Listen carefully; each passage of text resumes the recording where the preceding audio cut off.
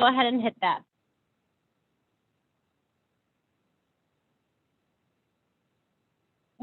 All right, so let's finally get started with our program tonight. One of the first questions that I had for our chefs was, how actually do you say charcuterie? Charcuterie, hard C, charcuterie.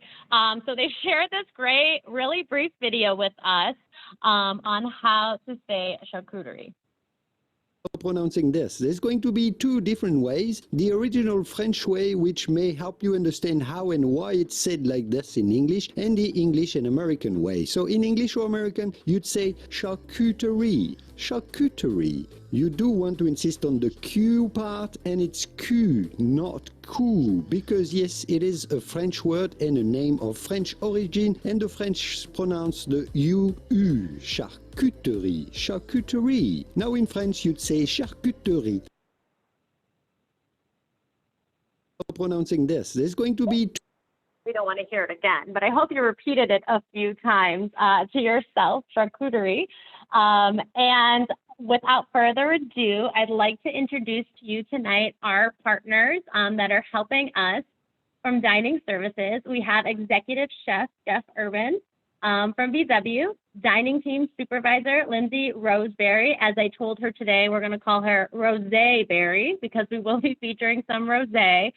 And behind the scenes right now, we have Jeannie Vassanelli, Director of Catering and Events, who will actually be asking your questions tonight. So if you do have a question, please feel free to put in a chat and we will get started.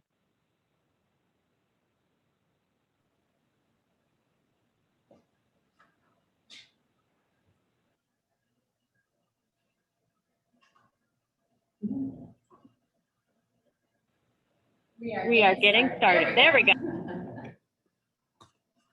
How are we doing tonight, guys? My name's Lindsay Roseberry. How you doing? I'm Jeff Urban.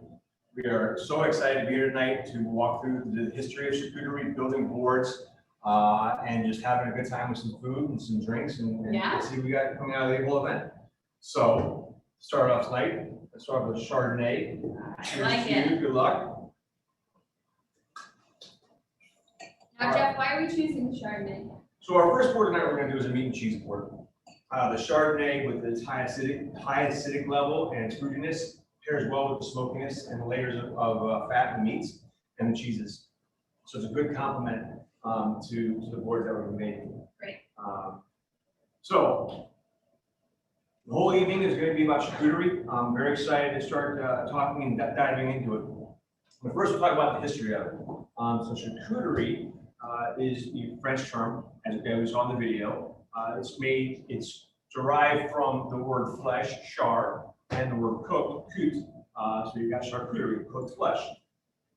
It was used to describe a lot of the 15th century shops in France that sort of, like the French do with every kind of food item, you know, put their signature stamp on it and sort of make it their own. Charcuters, the person making the charcuterie, like a saucier or poissonnier for a fish or a sauce person, they really set that guild and started that guild back in the 15th century. So originally charcuterie was intended to preserve the meat, right? Okay. 15th century, 16th century, there wasn't a lot of refrigeration going on. It wasn't, you know, a big name brand now. So what they had to do is they had to cure the meat with salt, right? And then the big thing was using and being as useful and resourceful of all the animal parts they could. All parts. Right. So we're talking every single part of the pig that you can use and put together. So the first recorded, I don't know if you can do this or not, the first recorded history of charcuterie is in 1st century AD. So 180. Yeah. Strabo, my buddy Strabo back in Italy, he was the first one to actually record putting and importing meats into Gaul. And again, French, Romans, right? So the Romans, they wanted to put their stamp on it. And they were sort of they helped build that guild, get that guild going, and then the French took it over. So, As they always do, Right. don't they? right. Jeff, So, before you get too excited there, we have a question coming from Ann. Thank you so much, Ann. hey, Ann, how you doing? So Ann is asking, how are you going to show us how to slice a sausage or pepperoni so you can stretch it out and fan it and snake it on the board? She's really interested in that, but doesn't know how that all comes together. Ann's taking my gusto because that was one of our points, right? Yeah. How do we, in dining services and most restaurants, put boards together? Yeah. You know, we make it look easy, but then we've been practicing for years and years and years. Couple years, Right? yeah. I started cooking last month, so bear with me, right? So let's see, why don't we start this cool little trend, and that's what we're talking about tonight, and folks, we're gonna talk about trends and what's going on, what's exciting, what's new. So the cool thing that we can go into, right, and then roses. Rosé, So, roses. right, it all goes together. So much like I talked about earlier with the Italians taking over, right? Charcuterie on the French side, salumi on the Italian side. They sort of go hand in hand. If you're an Italian, you make salumi. You have sausages. That's the production of sausages. And then they call their boards salumi boards. Now charcuterie, which is an easier term tonight, so I go back and forth with salumi and charcuterie. It can be anything. It can be a sausage. It can be, pâtés. It can be foie gras, horse meats, anything like that. But it can be put on a charcuterie board. So we talk about the roast, big trend now, right? You gonna teach me how to make it? I will try my best. All right. So we got a couple of wine glasses, a little shot glass, right? The big thing in playing around with this that I noticed was getting the meat as thin as possible, Paper thin. right? I mean, like, can almost see all through it. Right. So then what you really want to do is just want to sort of lay it on the edge of the glass, Okay. right? And overlap it as best as possible. So I went to our kitchen and we just used the slicer and we sliced it paper thin. You can go to your butcher, you can go to your grocery store and your deli, ask them to slice it paper thin. And you kind of want to have them lay it out on paper. When I ordered this the other day, I was not specific in my request and I got a big old mass of salami. So I spent 3.5 hours this morning laying this out on paper, right? It was a lot of fun. Wow, So Jeff, though, that really does look easy. it actually is. It's a lot easier than what I expected. Right? And it's a different presentation. And I have not forgotten about you. We're going to get back to you and talk to you about cutting and slicing salamis. So again, as many layers as you want, as few layers as you want, and you're just going to pop that out. Oh my gosh. Wow, look Right? at that. That's so cute. And then you got a little rose. So again, this one, I used a larger wine glass that I made this afternoon, similar to the wine glass that we're using tonight. I used a small shot glass. You're using sort of a medium-sized wine glass. It really doesn't matter. The size, as far as the diameter that you're going to use while you're making your salami rose. We have a question coming in. Can you use other meats other than salami? You can use anything. You can use prosciutto, you can use speck, you can use capicola. The biggest trick that I found in experimenting with these is making it as thin as possible. You'll see in a little bit that we had a store-bought capicola, again, shaped paper thin. That will work just as well. Is it one serving? Well, that's the tricky part, and we haven't experimented with that yet, and we'll try in a little bit as far as taking the rows apart. Hopefully, it will be a single serving. But if you're the person where you take half the board or half of the rows with you, just walk away fast. Think I'm ready? All right, Think I I'm think ready? so. Yeah, I think so. Absolutely.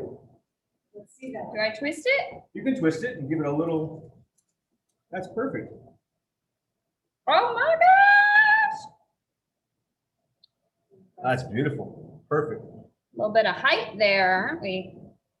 Okay, all right. So I'm glad you mentioned the height. That's one thing with the charcuterie boards, right, Lindsay? That it's all about the trends. It's about building the boards. It's about different vessels, different size and textures. So another big popular trend nowadays is doing charcuterie, right? So just take a little mason jar. Yeah, charcuterie. You get that? See where I'm going with that? It's so cute.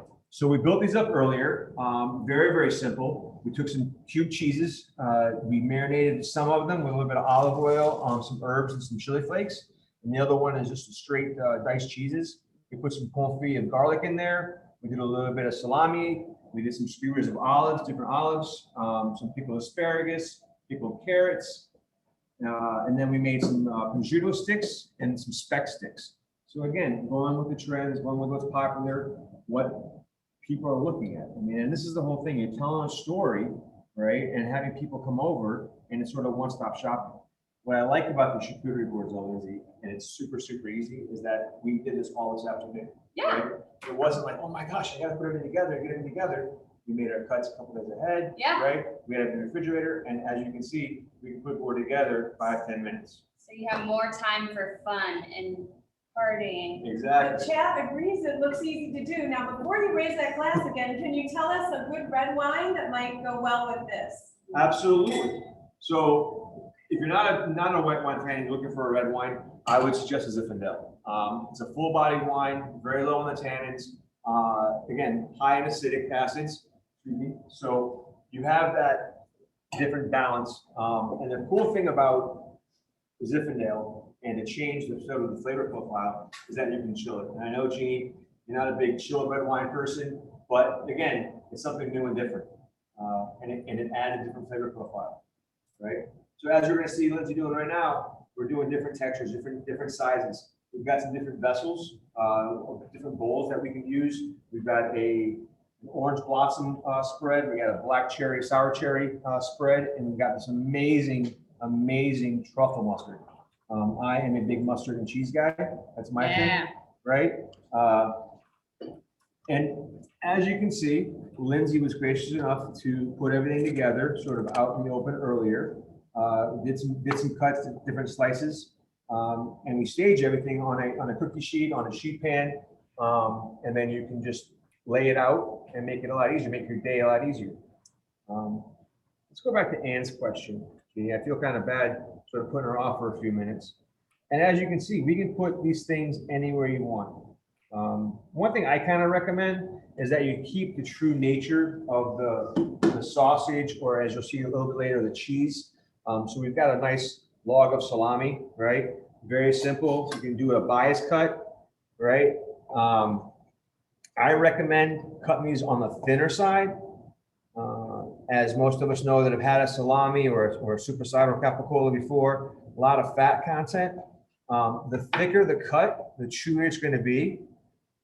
And then when it may be good if, your boss comes over and he wants to start chatting and you got a big old piece of salami that you're trying to swallow, smaller cuts, you guys be a lot easier to use.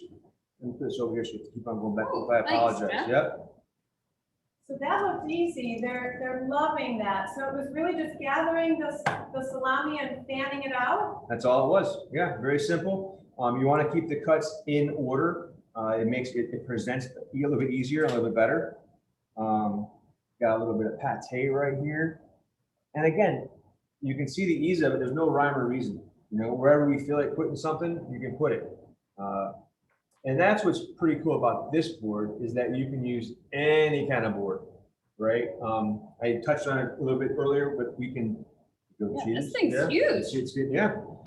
You could use a pizza peel. You could use a huge board like this. You could use a small little tabletop cutting board. You could use a sheet pan. You could use boxes. I got a cool idea for when we get to this honey in a little bit, that I want to maybe use that and save that vessel. But again, it's a jar. It's a mason jar. It could be your leftover mustard jars, and save those up and then put that out. You're seeing a lot of miniatures out now, trends, right? Yeah, I really like the jar thing, because some of us, like myself included, are like weird about other people touching your food. So Agreed. the jar thing, you each have your own. Right. You don't have to worry about other people touching food that you want to consume. Absolutely. So this jar thing's really cool. Absolutely. All right, so we're getting good with the meats. I think it's time for cheese. Who It's doesn't always time love for cheese. Who doesn't love cheese? So as you can see, we've got some capicola here, we've got some speck, we've got some superside, we've got the salami, we've got some prosciutto, and now we can go to the cheeses, right? Okay. So again, personal preference. I like a big cheese wedge of blue cheese. It kind of breaks everything up. Right. Instead of having all kinds of small slices, then we have some that are big pieces too, right? So when I'm making when we do our boards, what we want to look for is, again, variety of meats, variety of cheeses, right? So I want a soft blue cheese. We've got a semi-soft cheddar cheese that we're going to put on now. Is it just about flavor? No, it's not about flavor. It's about texture. It's about mouthfeel, the way that, you can build something. Right here, I've got this is an interesting goat's cheese cheddar right here. And what I like to do is keep sort of the integrity of the way the cheese came. Okay. So if you get a block of cheese, cut it in blocks. If you get a triangle of cheese or a wedge of cheese, Cut it keep in that triangle. going, right? And then you can sort of build that off. That's something I always struggle with, Jeff. So I'm glad you said that. Yeah, no, it's just, it makes the guesswork, I guess, a lot easier. How should I do this? How should I present this? I saw a cool trick the other day. Again, it's all about presentation, right? I think you were talking about this the other day, Lindsay, when we put these boards together. People really eat with their eyes. Yeah. Right? I know I do. Right, so If if it it doesn't look looks, good, I'm not I'm not tasting gonna it. touch it, right? So, Jeff, I'm gonna rapid fire some questions. We've got so much excitement out there. that's great. So it's- Can you show how to build the jars? We might be able to come back to that. Yeah. How do you determine how much to buy for the number of people? That's an excellent question. And you have cheese lovers all around, but I'll tell you what, they're excited to talk about the jam and the accompaniments. Awesome. So, So let's start- excellent. Let's start with the how much do you buy? That's a tough one. We could talk about formulas and forecasting and this and that. The biggest thing is, and I think that's the most important, is to buy enough to have leftovers for the next day. Yeah, who Very doesn't simple, want more at home? I mean, I'd eat this every night for dinner if I could. Right, I mean, the cheese is already aged, the meat's already smoked and cured, it's gonna last for a while, so you got some time, so why not go into it? What was the other question, Jenny? I'm sorry, I forgot. Oh, how do you choose your cheeses that are mild to more intense? Some folks out there are a little overwhelmed by the selections in the stores. Do you have any tips? Again, very, very simple. It's what a personal preference is. You can go, if you know your guests and how they're gonna interact. If they're very adventurous, you can go with your stronger blues. If it's more of a, hey, I'm not really adventurous that much, I wanna try something mild, stick with your Swisses and your cheddars. But then again, there's so many cheeses. I used to spend every Saturday at the West Side Market, and I would spend 3 or 4 hours there, and it was I amazing. love that place. Right? Do any of you like that place? You ever been there? West We Side have- Market's fantastic. We have some foodies out there for sure. I'm hearing about strawberry basil jam. Carly just did a wine tasting with wines from California. I think people are eating cheese as we speak. Awesome. And I'm telling you, this is exciting. That's They fantastic. want to hear more about the spreads. Right. No, absolutely. Want to get right at that. I do want to touch on a personal point though, Lindsay, because when the social charcuterie thing came up, I was very, very excited about it because I enjoy Yeah. doing this stuff, right? This is what you and I do. Yeah. My dilemma though is a couple of years ago, I went vegetarian, Okay. right? All right. So to put together this amazing board, to put these great cheeses together, and then just watch it go Can't away have any of and it. not have any leftovers, right? So I gotta find some substitutes. So I play around with it, you know. I allow myself some cheap cheese and goat cheese occasionally, but I like salami. I like the feel of it. I like the taste of it. So I played around with some stuff, found some stuff out, and I found this amazing fig salami, right? I was gonna say, let's show them. Yeah, let's show them. So it's really, if you like fig, you're gonna like this. The cool part about it is it's got the feel and the look of a salami. This particular one is a fig with pistachio and cinnamon. So you've got that aging, Interesting. right? Very, very cool that you see a lot of your aged meats come into. Cuts just like a salami. So again, I want to make that a thin cut on the bias. And again, you could go a long, you could go around, you can go a half moon, whatever you feel like doing. And then you're just going to keep that all together, and then you can shingle it out and sort of, you know, put it wherever you feel you need to, right? It does look just like some of the Right, other salamis right. we have on the board. And the beauty of it is you can do and play around with and present however you want to do it, right? So into our spreads. Again, big mustard guy. Love my mustards, right? You got your blackberry, you got your orange. It can be pretty much anything. But tonight, right? Yeah. So tonight's our special, like little big old piece of the surprise. I know that some of our registered members, women of BW, received a special honey prize the other day in the mail for joining tonight. So thank you very much. So we found this amazing thing, right? That looks beautiful. Right? Honeycomb. I mean, who doesn't love some honeycomb? The cool thing about honey, all right, it's one of those foods, it will not spoil, right? It's got a very low moisture content. And as we know, being in food, one of the biggest things about spoilage is moisture, right? So we're very cognizant of that. For this, I'm going to put on, I'm going to try and cut it here, right? Just cut that right off. That's beautiful. Get that out of the, Get in there. yep. Sulaine once had raw honeycomb on a charcuterie board and it changed her life. Oh, Okay, well, here hey. we are, changing lives. Love it. Love it. Absolutely love it. So I was talking earlier about vessels, right? Yeah. So, What did you mean by vessels? so you can use any kind of thing, anything for a vessel, right? So why not use,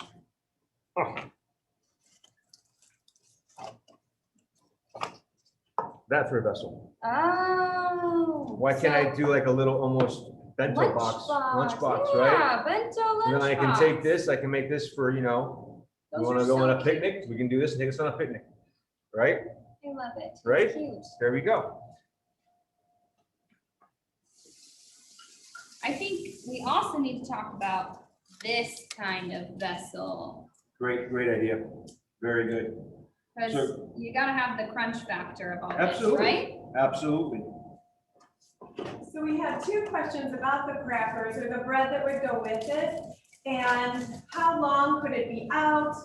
Will it get soggy? What are some recommendations there? And then particularly, will the crackers in the jar kind of get wilty?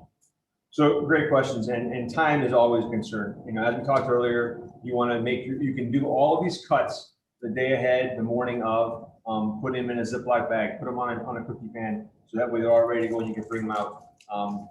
The one thing I do recommend is, especially when you're doing your cheeses, you want to have those sit out for at least 45 minutes prior, especially your firmer cheeses. It gives the chance to come up to room temperature. It's not as cold. It's sort of a little bit easier on the mouth, the palatability of the cheese. But crackers can sit out for several hours. You know, both Lindsay and I are very conscious of time and temperature with food, so we've got some sort of concerns. But again, as a board for a family or for a picnic or for a function, we've got plenty of time. I would give this maybe what, 2, 3, 4 hours. Yeah, Yeah. yeah, you know. Okay. Thank you. Yeah. Oops, sorry. No, you're good. So I think that board is coming together quite nicely. I think we're just about done here. Right? What else would you add? How about some pickle items? I like pickles. All right. I love pickles, actually. We could do some pickles, and it's as simple as, you know, grabbing a jar of pickles somewhere over there, excuse me, pardon me. And these can go into a bowl, they can go right onto the board with a little cocktail fork, wherever you see fit. Somebody just don't want to work today. They didn't get the memo. They didn't come to party. No. There's a lot of chatting going on about labeling your board and making sure everything's queued up for your guests. With all that going on, great recommendations about labels and little chalkboards. Absolutely. And those are huge identifiers. As you can see, we wanted to go for different textures, different types and different cuts of cheese. But then again, what am I eating? And that's the big question, right? So a little cue card or a little chalkboard, you know, labeling your goat cheese, labeling your manchego, labeling your cheddar. It just makes things a lot easier and lets you enjoy the party as opposed to hovering over the board and Having to answer everyone's explaining everything. questions. Yeah. Lindsay, I think we knocked this one out. I think we're close. Right? I think Okay. we're done. So I would say Time to cheers time again. to cheers for that one. That's a job well done, right? To you. We will be back in a little bit. Thank you. Great, thank you. I know I learned a ton of tips from our chefs and also all of you. So thank you. Keep those tips coming throughout the night. And we are excited to keep the conversation going in the chat box. And while we're setting up for our next board, we're having a little commercial break so we can get set up to show you our next party board. I'm excited to introduce you to Liz Clay, class of 2017, and our chair of women for BW. So Liz, can you take it away? Hi, thank you so much, Joy. And thank you, Jeff, Lindsay, and Jeannie. My mouth is watering watching all of this happen on my screen. On behalf of Women for BW, we thank you so much for joining us this evening. As Joy said, my name is Liz Clay. I'm the chair of Women for BW and a graduate of the class of 2007. Women for BW is proud to carry on the philanthropic tradition of the BW Women's Club, which was founded 100 years ago this year, and is committed to creating opportunities for women in the Baldwin-Wallace community. Our mission today reflects this legacy through several avenues. First, collective giving makes an impact on the women in the BW community through our Giving Circle. 100% of our Giving Circle funds are awarded to women students, faculty, and staff for special projects and initiatives beyond the classroom. And we've been able to make a massive impact so far through our collective giving. We also continue the legacy through networking. We aim to strengthen women's connections within and beyond our community, and through programming like this amazing program tonight, providing opportunities for women to learn and socialize, build friendships, and have shared experiences. Thanks to the generosity of our Giving Circle members, we have awarded more than $65,000 in support of female students and innovative faculty and staff projects since 2018.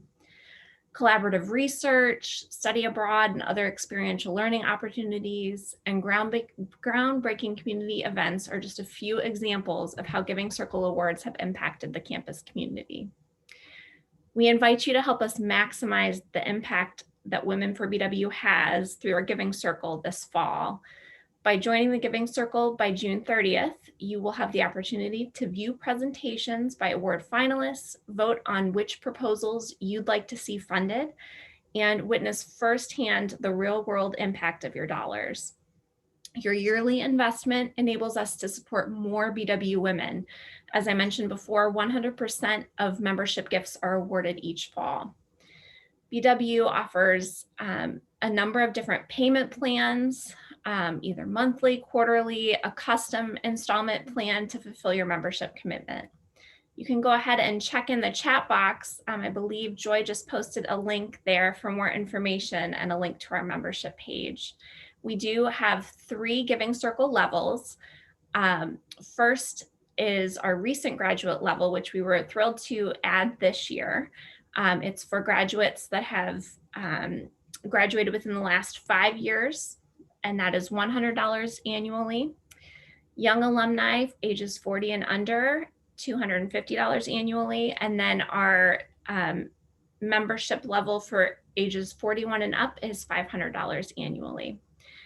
I love being a member of Women for BW because I like being involved in the philanthropic process from start to finish. I love getting to know the awardees that receive our awards and seeing the impacts that our dollars can have. Thank you again for joining us tonight, and I'll turn it back to Joy. Thank you so much, Liz, and thank you for sharing all that great information with us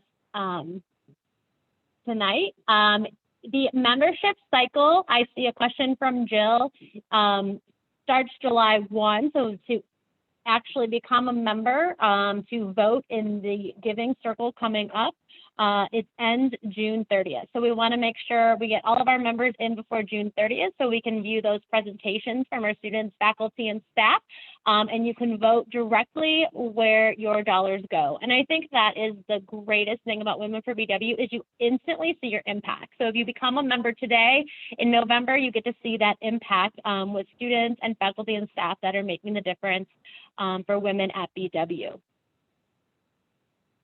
You can definitely, Meg, if you can't afford to join, you can definitely make a donation for Women for BW. You just wouldn't be voting on, I believe, have the voting rights as the members do. But we do appreciate any contributions for this group. We really appreciate it. And again, if we have any members in attendance, feel free to share your experience in the chat. We really appreciate learning from one another about this great group. So I think we are going to get started pretty soon here. We're getting set up for our next board. I know it's a little different than the traditional meat and cheese board. So we're getting ready to get started. And I think we're going to take it over to Jeff and Lindsay.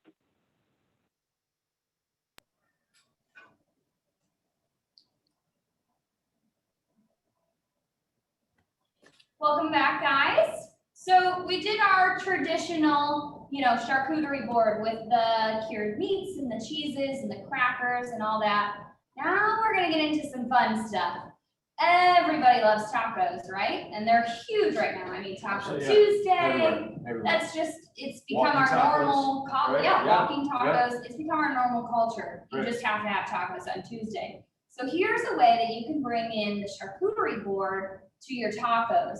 As you can see here, we have all kinds of your toppings laid out on this board. And that way your guests can choose whatever you want, whatever they want, instead of having, the issue with, oh, I don't like this, I don't like that, can you leave that out? They get to choose, they're in control. So first we're gonna talk about how we have 3 different proteins tonight for our tacos. Right. We have steak. For our meat lovers, we have fish. For our pescatarians, and our black beans for vegetarian. It's awesome. I'm heating up my cast iron skillet. So Who's that got means- cast irons up there? I'm sorry. No, you're good. You're good. I was gonna say, because I'm kind of parched from the last talking thing. Yeah. So I want to talk about the sangria that we're gonna be doing tonight. So tonight I made a rose sangria for us, right? Or I'm sorry, rosé sangria, Oh, right? thanks, Ed. To honor you. So cheers to you. Yes, All right. thank you. This is a nice little simple, refreshing summer beverage. That's not bad. Sangria plus tacos equals happiness. That's awesome. Yes. Raise Yeah, your glass. absolutely. Raised glass. Raised glass. So this is kind of awesome. So this is something that I want to say I threw together, but I threw it together.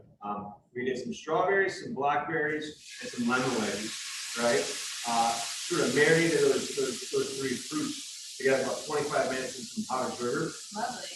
And then I added a bottle of rosé, a little bit of brandy, and some ice. Surprise brandy. Right. So, Ah. so hopefully you'll like that. All right, sweet. So where do you guys go with that steak? What did you do there? I see Well- some herbs and whatnot on there. Hot pan first off. 'Cause Okay. We're gonna sear this off. This is my marinade that I got going on.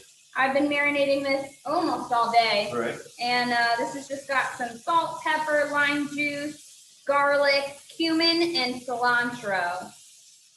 That And sounds oil.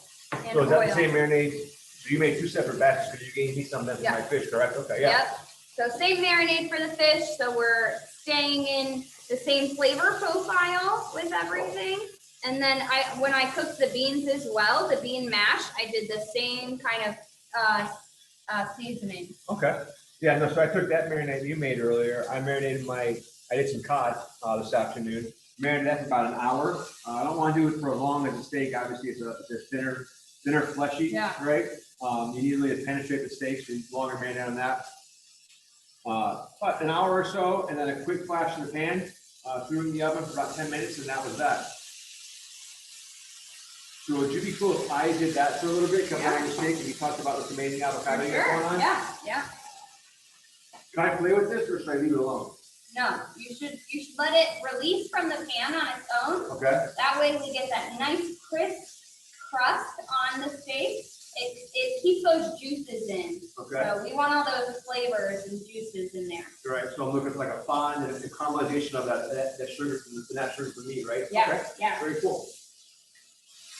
All right, who likes guacamole? Anyone? I'm a fan. I know I In do. case no one else is, I'm a fan. But we have trouble with the avocado, right? I mean, what do you do with this little weird potato-y thing, right? What we're gonna do here is cut into the avocado and it stops because there's a huge seed in there. So we wanna cut around it and just let your knife really guide around that seed. That is like a natural guide, right? It's Yeah. very easy. It's not, because people get that aren't very familiar with knives and not. Look at that. Right? It's Yeah. hard because they get nervous. Yeah. And then, so we wanna take that seed out, right? Right. That's like, you just kind of chop that knife in there, and then sometimes that happens. So when that happens, the seed cracking, we just want to use a little spoon to kind of wedge out that seed. Now, of course, it's not going to work because we're filming a video right now. So why would it actually work? And it looks like we're trying to burn things down right now, but I bet that steak will taste amazing. All right, so I scooped that seed out. We got rid of that. Sorry, I had to go off camera there. I got a little smoky with my steak. Yeah, yeah. It's gonna look good though. Oh, of course. And then we're not gonna make our own avocado or our own guacamole tonight because, you know, we're trying to enjoy our night, I right? want to enjoy my night, right? So we got a starter, right? We got a chef tip for you, little eh? chef tip of guacamole enhancer, right? So you can buy any kind of store bought, and I know that everybody out there has got their own special. I made this best guacamole, and mine's fantastic. And if you do, awesome, that's great. But again, if you're not versed in it, you want to have a little kick to it and make it your own. Yeah, Friends will never know. I won't tell. Lindsay, you gonna tell? I'm not telling. telling anybody. Right? Okay, cool. So you buy store-bought guacamole. You buy some avocado. Those are a little on the firm side. This is a firm avocado here. I'm struggling. Yeah. You think you can do better on this? I don't know. Jeff and Lindsay, everybody's has had that experience. So what is the best way, or remind us how you select a ripe avocado? So the biggest thing is feel, and I gotta blame the guy that bought these yesterday. That's me. So I apologize. You want to feel, Jeannie. You want to see how you want some give. You don't want them to be completely mush, and you don't want to be so firm that you're having to peel it on live Zoom calls. A little bit of pushback is ideal, and it sort of will keep for a day or two. One thing you can do if you have a firm avocado, right, is put the avocado in a bag and let it sit there for a couple, 3 hours, and that'll ripen it up. Oh, Yep. wait, Absolutely. what kind of bag? Any bag? Brown paper bag would be great. Oh, brown Yep, bag. yep, Okay, yep. cool. So you can just dice that up. You can throw this in your bowl for you.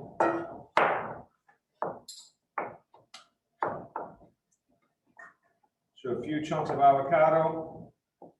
Throw that in there.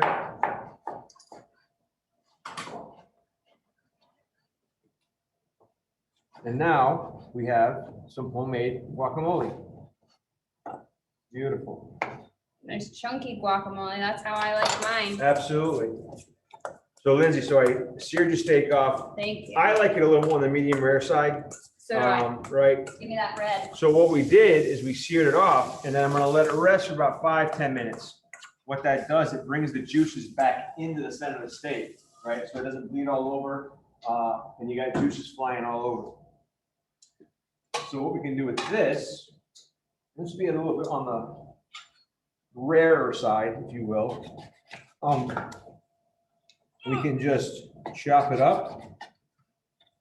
Then you got some seared steak. If it is too rare, what you can do is you can put it back on your saute pan or throw it back in the oven. All right, and we go from there. They're loving how that board came together. It's so inviting. Thank you so much for showing. Absolutely. Yeah. Enjoy. All right. All right. Cheers. Good job.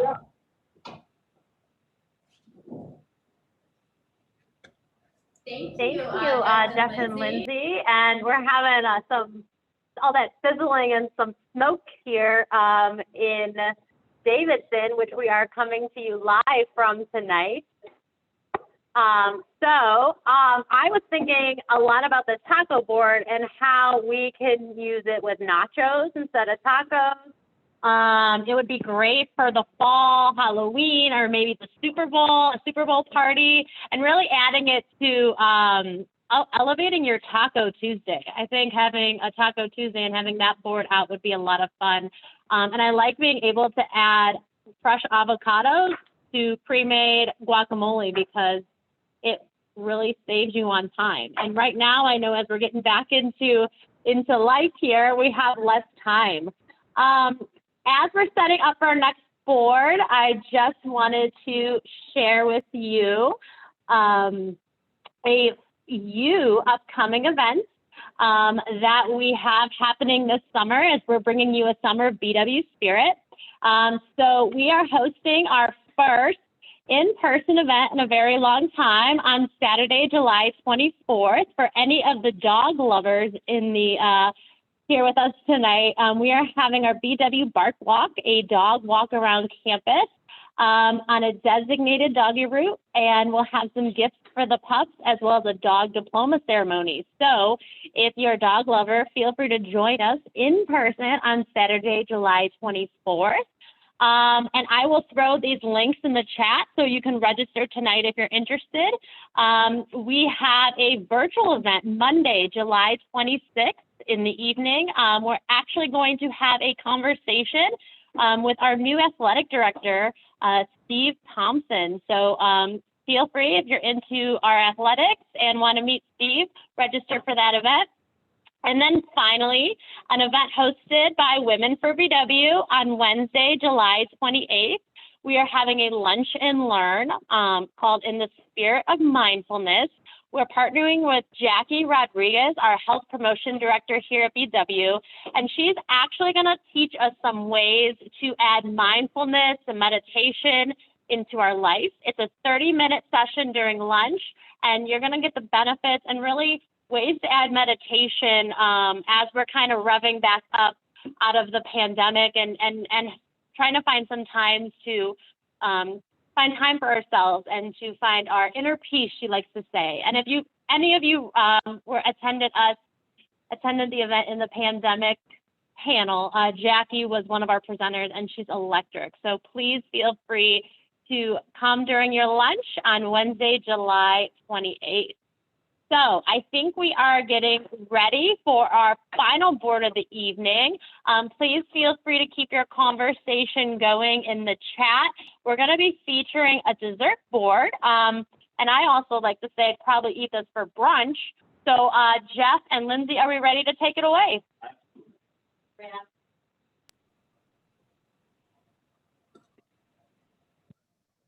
Welcome back, guys. So as you've seen, we've taken through a journey. We started with a classic meat and cheese appetizer board, went to a taco board, right, for your entrees. Now we're coming to our dessert board, and as Joy said, a great brunch board, right? So what goes with brunch? Mimosa. Yeah. Cheers. Hey. Cheers, everyone. So Lindsay, real quick, these waffles look amazing. Thank you. What'd you do to them? All right, so we just cooked off these Belgian waffles this morning, or like earlier this afternoon, and then we dipped them in chocolate and then obviously sprinkles, because how fun are those? Not only is this fun for, adult dinner parties, this is great for kids. It's awesome. They look fantastic. So along with that, I took some of our honey from earlier. Lovely. Right? Softened some butter up. Nice. And made some honey with butter. Right? Throw some cinnamon in that, and we're at Texas Roadhouse. Correct. And then yesterday morning, I was tapping maple trees, and I made some maple syrup. Oh, look at just 'cause you. why not, Just lumberjack chef. I felt like doing something. I felt like I need to give more. So one thing we can talk about real quick is whipped cream, right? Okay. You can make your own, you can buy your own, however you want to do it. Whipped cream, heavy cream, powdered sugar, and a little bit of vanilla. Right. Beat it with either a electric mixer or by hand. Quick and Okay. easy, should take you no longer than 2 or 3 minutes, and you can add some whipped cream on there. Right, so How I can think we elevate that whipped cream? Can we? you can actually elevate the whipped cream.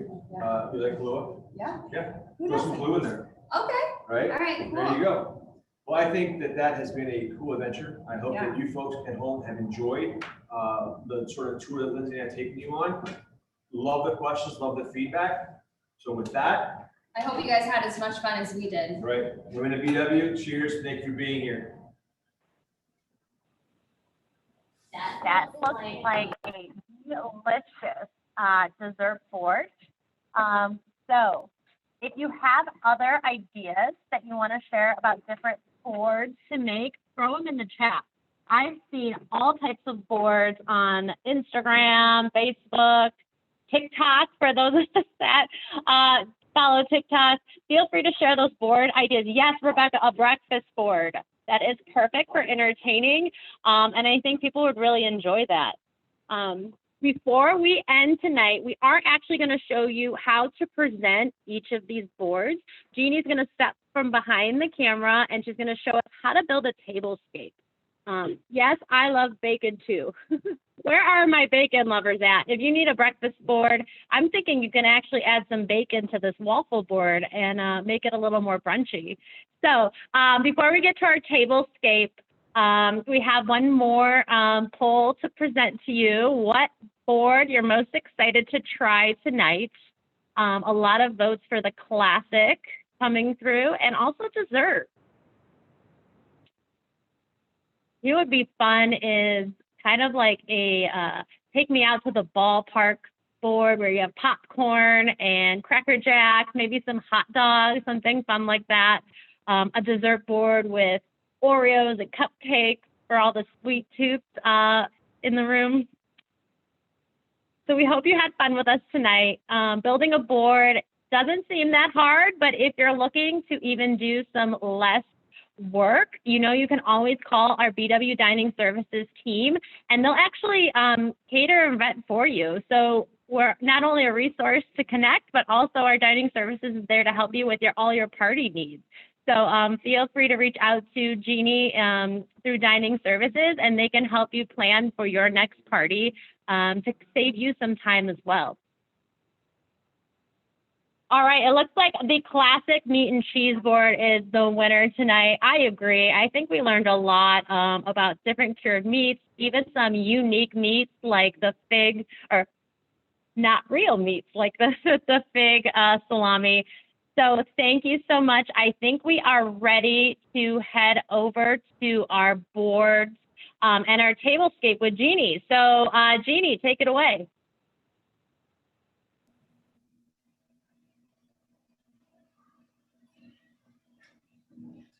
Hello, everyone. I am Jeannie Vassinelli, and I have missed you. It has been a long time since we celebrated, and we've taken you on a journey tonight of an appetizer board that is going to knock the socks off your guests. We had to enjoy south of the border fiesta and a wonderful dessert. And I'm going to show you how you can put all this together, whether you're serving 8 to 10 people or a crowd of 30. I've been catering for over 18 years, and it's my true passion. I often get asked, how do you do that? How do you put that together? You make things look so beautiful, and thank you for that. But I'm going to show you how easy it is. Do you know with this box and this linen or piece of fabric that you can turn your dining room table or your kitchen island into a beautiful tablescape? Let's take a look at this one. I've created a theme that is crystals and sparkle, and then we're going to take you over to another surprise. So you just start with some height, and I want you to think about a waterfall. You're kind of creating a tiered effect. Simply take a box. You can use anything from around your house. I know y'all are getting Amazon orders, so save those boxes, stack them up on your table, and just take your best linen fabric, even a sheet. They have some cute sheets out there, and you just start to drape it. And some of the words I'm going to use here is drape and puddling, and all of a sudden, your ordinary table starts to take on a whole different feel. And I'd love to encourage you to just pull things from around the house like I did now. So you're going to step into my world a little bit. I love the bubble bowls. You've got to have them in your life. And you can just fill them with some pearls or little gadgets you've got. In this case, we've got crystals and pearls, and these are going to become the tiers for the platters and plates they can put out. I want you to think about other traditional height. You might have a cake stand, perhaps some wonderful salad spoons. We're not serving salad here tonight, but definitely get those out. Use the beautiful pieces you have in your home. That's what it's for. I love the idea of a clear plexi box because we can put something inside. Last week at a party here for a BW family friend, we did a nice key lime pie that was tiered right up on this and in a clear box. How great would that look? I grabbed some candlesticks. Don't worry about putting candles in them, no problem at all. And let's personalize it a little further. Everybody has an initial. There we go. Get your plates out at the corner. Think about how your guests are going to be coming to the display. How's it going so far? So you can see how easy this comes together. And I'm just going to touch a little bit more on some height. And in just a moment, we're going to display our board that we created. Jeff, why don't you come on in, and I'm going to say one more tip for our friends. Come on in, Lindsay, Jeff. So go ahead and set that right in the middle there. Excellent. So you can see how just by adding some height and interest, that you can pull this together very easily. And I have one last little thing to show you because I get asked this a lot. So this is just a stack of napkins. And what do you do with that? You can certainly set it by your plate. But how do you get these to fan out? So look how easy this is. You take this in your hand, and I'm right-handed. So I'm just going to start twisting my wrist, right? And you just spin it out like that. And in just a few minutes, you take the top one off because it's wrinkled. You've got the spun napkins. So you can see how a beautiful display spans. Now I want to take a walk with you because while we were talking, everything we did here tonight was put together in a rustic theme. And if you can see, here is your entertaining. So from all of us here and Joy, we're going to close out with a great toast. Go right ahead. So thank you to Lindsay, Jeff, and Jeannie for sharing all of your great ideas tonight. I think if you saw this at any party that you were either at or entertaining yourself, your guests would be blown away. And a special thank you to all of you here tonight and all of our Women for BW members. We toast to you and we hope to see you soon. Cheers. Cheers. Cheers. Thank you. Cheers.